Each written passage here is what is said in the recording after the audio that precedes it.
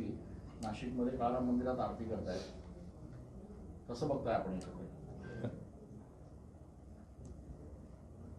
आता लोकशाही प्रक्रियेमध्ये ज्याला त्याला ज्याचे त्याचे अधिकार आहेत.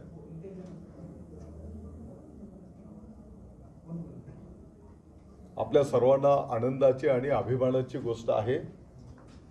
गेल्या 550 वर्षापूर्वीचं संपूर्ण भारतीयांचं जे स्वप्न होतं आणि प्रामुख्याने हिंदू हृदय सम्राट शिवसेना प्रमुख माननीय बाळासाहेब ठाकरे साहेबांचं जे स्वप्न होतं की अयोध्येच्या राम जन्मभूमीमध्ये प्रभू श्रीरामचंद्रांचं भव्य दिव्य मंदिर झालं पाहिजे आणि देशाचे प्रधानमंत्री आदरणीय मोदी साहेबांच्या नेतृत्वाखाली त्या मंदिराचं लोकार्पण 22 तारखेला होणार आहे.